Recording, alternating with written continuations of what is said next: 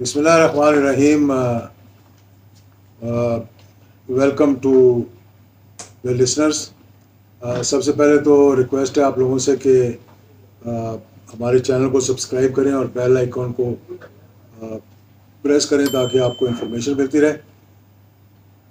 آج خاص طور پہ میں نے بات کرنی ہے کہ وہی جو پچھلی ہم نے کیا تھا ویلاگ کیا تھا وہ تھا ہارون آباد اور اس کے گرد و نواح 6R کے علاقے میں جو وہاں پر سیلاب کی کیفیت تھی اور جس طرح سے بارشوں کا پانی، یہ بارشوں کے پانی کی میں بات کر رہا ہوں، کھڑا ہوا تھا. ایسے لگ رہا تھا کہ ہم کہیں ستلج کے کنارے کھڑے ہوئے ہیں اور ستلج جو ہے وہ اس میں فلڈ آیا ہوا ہے اور پانی اس طرح سے کھڑا ہوا تھا. یعنی جو سڑک ہے وہ پانی کی سطح سے نیچے تھی اور اس پہ باندھا ہوا تھا اور وہ حالات پیدا ہوئے تھے. اس کے بعد اگلے دن ہم نے دورہ کیا 9R کا. 9R میں 204 5 6 گاؤں اور آگے کا علاقہ جو ہے وہ سارے کا سارا وہ بھی اس طرح لگ رہا تھا دریا ہے اور انتظامیہ بھی ساتھ تھی، AC فورٹ عباس بھی ساتھ تھے.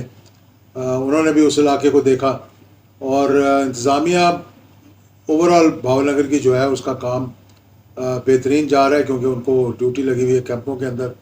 کچھ چشتیہ میں ہے، کچھ بھاول نگر کے علاقے میں ہے، ستلج پہ ہیں، اور 6R 9R اور 7R جو ہے اس پہ بھی ان کا ایک دورہ جو ہے وہ لگا رہتا ہے.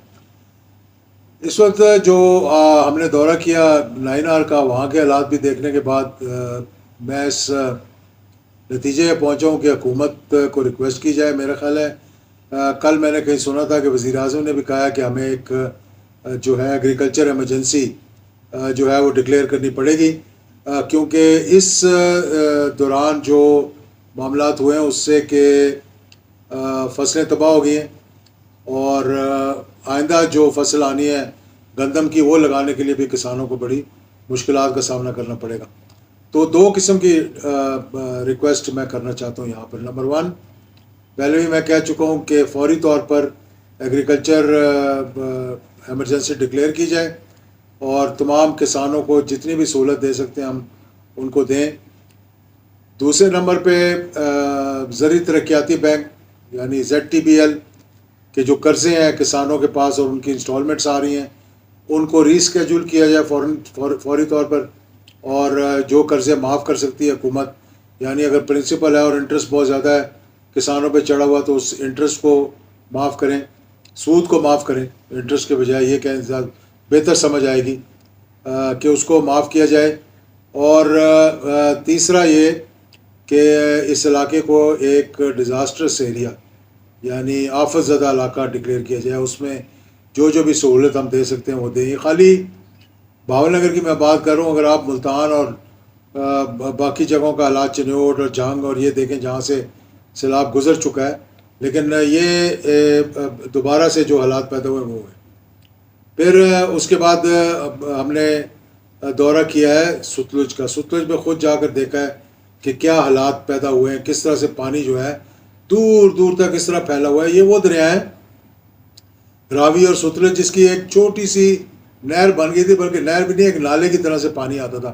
اسی لیے لوگوں نے اس کے گرد و نواح میں ہاؤسنگ سوسائٹیز بنانی شروع کر دی کہ شاید کبھی پانی آئے گا ہی نہیں یہاں پہ تو، اور ہم یہاں پہ یہ زمین جو ہے اس کو اونے پونے خرید کے یہاں پہ ہاؤسنگ سوسائٹیز بنا کے اور لوگ بھی خوش ہوں گے جی کہ ہم سب ریور کے جو ہے وہ اندر ہی ایک قسم کا رہ رہے ہیں. اور پھر حشر دیکھ لیا کہ ان کا کیا حشر ہوا ہے. کہ اللہ معافی دے اپروو کرنے والوں کو، اجاز لینے والوں کو، بنانے والوں کو، سب کو میں سمجھتا ہوں کہ اس کا رسپانسبل ٹھہرانا چاہیے. ان سب کی یہ ذمہ داری ہے کہ جس طرح سے انہوں نے یہ معاملات خرابی کی طرف کیے. پھر ستلج کے اوپر یہ دیکھا ہے کہ مرکزی مسلم لیگ کا میں نے دورہ کیا ان کے کیمپ کا، اور اس کی کچھ ویژولز بھی آپ کو دکھائیں گے کہ جس طریقے سے وہ لوگ کام کر رہے ہیں. میں ان کو خراج تحسین پیش کروں گا کیونکہ وہ PMLZ اور وائٹل گروپ کے ساتھ خاص طور پہ مل کے کام کر رہے ہیں. یہاں پر چودھری مرزا صاحب ہمارے جو MP ہیں انہوں نے بھی دورہ کیا تھا، اور اس کے بعد وائٹل والے خاموشی سے وہاں کھانا بھجوا رہے ہیں اور یہ لوگ آگے کھانا ڈسٹریبیوٹ کر رہے ہیں. اور میں جب وہاں تھا موجود تھا، ایک تو انہوں نے بہت اچھا نقشہ بنایا ہوا تھا، دعائیاں رکھی ہوئی تھیں اور کھانے کی 4 ویگنیں ان کی کھڑی ہوئی تھیں جو وہاں کھانا پکتا ہے اس میں ڈال کر اور آگے لے جا کے ڈسٹریبیوٹ کرتے ہیں. 90,000 لوگ ڈسپلیس ہوئے، یعنی ان کو اپنے گھر چھوڑ کر جانا پڑ گیا ضلع بھاول نگر کے اندر، اور اس کے ساتھ ساتھ ان لوگوں کے گھر پڑے ویران. اور ہمارا دیکھ لیں کہ ہم کس پستی میں جا چکے ہیں ایز اے قوم، ایز اے مسلمان، کہ ایک طرف ان کے گھروں سے ان کو ریسکیو کر کے دوسری طرف لے جایا گیا. دوسری طرف مجھے معلوم ہوا ہے کہ ڈاکوؤں نے یہ ٹینکیاں پانی کی جو نیلے رنگ کی ہوتی ہیں اس کی رافٹس اور کشتیاں بنا کر جو گھر خالی ہوئے ہیں وہاں ان گھروں میں جا کر انہیں چوریاں شروع کر دیا. آپ دیکھیں کہ وہ قومیں کیسے ترقی کر سکتی ہیں جن کی بدحالی، پستی، غیر مہذبی کہہ لیں یا جو بھی کہہ لیں، یعنی اس نیچی سطح تک چلی جائے کہ جہاں پوری قوم کو متحد ہو کر ایک دوسرے کو بھائی چارے کے ساتھ مدد کرنی چاہیے، وہاں پر ہم کیا کر رہے ہیں کہ جا کر ڈاکے ڈال رہے ہیں، چوریاں کر رہے ہیں. پھر وہ لوگ جو وہاں سے جاتے ہیں جانور اپنے پیچھے چھوڑ جاتے ہیں کیونکہ ان کو تو شفٹ اتنی جلدی نہیں کر سکتے تھے.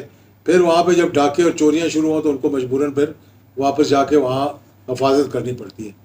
تو ایک تو میں نے کہا تھا کہ ریسکیو 1122 والوں کا بہت بہترین کام ہے، اس کا حکومت کو بھی خراج تحسین پیش کروں گا. دوسرا، اموات جو اتنی نہیں ہوئیں، سب سے اچھی بات یہ ہے کہ اموات جو اتنی نہیں ہوئی اس میں بھی حکومت کی حکمت عملی بہت اچھی ہے. انتظامیہ نے اس میں بہت بہتر کام کیا ہے، لوگوں کو اکٹھا کر کے کھانا ڈسٹریبیوٹ کرنے میں، مخیر حضرات سے رابطہ کرنے میں، اور وہ جو ہے وہ لگے ہوئے پورے زور و شور کے ساتھ. لیکن لوگوں کو مشکلات بہت ہیں، یہ بہت بڑا سیلاب ہے، یہ چھوٹا نہیں ہے.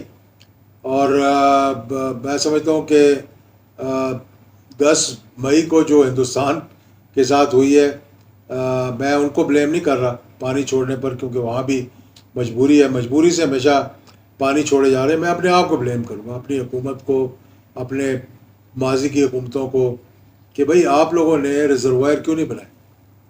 اگر آپ نے ریزروائر بنائے ہوتے تو کم از کم اتنا برا اثر نہ ہوتا جتنا کہ اب ہو رہا ہے، چاہے وہ ستلج پہ، چاہے وہ راوی پہ، چاہے وہ کالا باغ ڈیم کی صورت میں.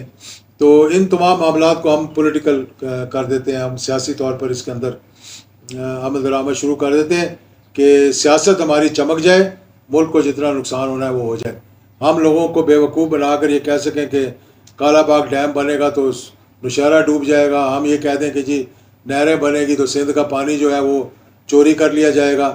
اور پھر سب سے بڑی شکایت یہ لگی، اور اگر یہ صحیح ہے تو اس کا ازالہ کرنا چاہیے، کہ جب تربیلا ڈیم بنا تھا تو اس پہ کوئی معاہدہ ہوا تھا کہ کوئی نئی نہر نہیں نکالی جائے گی.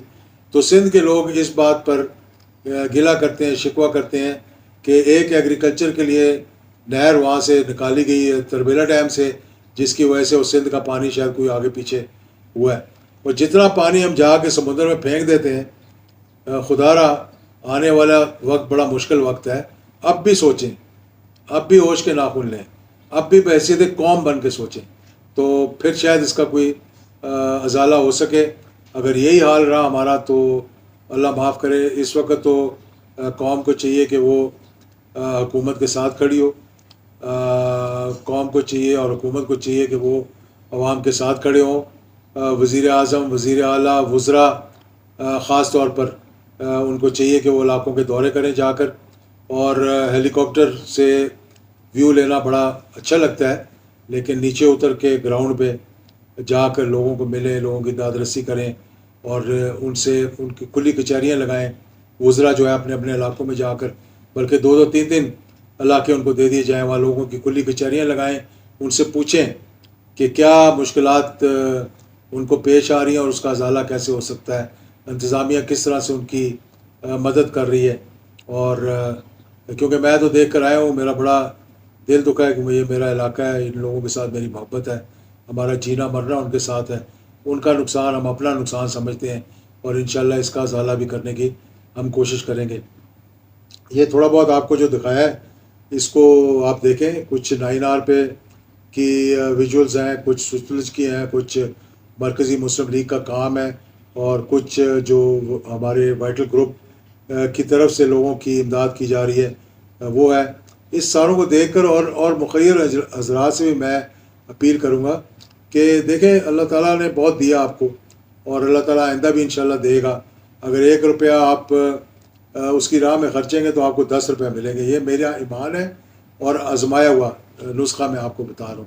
تو اس لیے دل کھول کر عطیات دیں اور انشور کریں کہ آپ کے عطیات جو ہیں وہ عوام تک پہنچ رہے.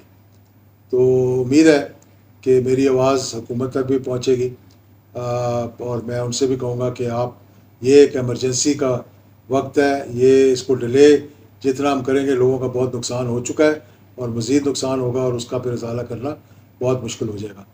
آخر میں ایک دفعہ پھر کہوں گا کہ حکومت اس بات کو سوچے کہ لوکل گورنمنٹ کے الیکشنز فوری طور پر کروائے، چاہے پارٹی بیسس چاہے نان پارٹی بیسس، کروا کر اس کا جو اوریجنل مسودہ تھا جنرل پرویز مشرف کا، اس کو دیکھ کر اس کو امپلیمنٹ کریں، اور ضلع کے اندر انتظامیہ کو ہیلتھ، ایجوکیشن اور جو دیگر معاملات ہیں، لا اینڈ آرڈر، یہ اس کے سپرد کریں.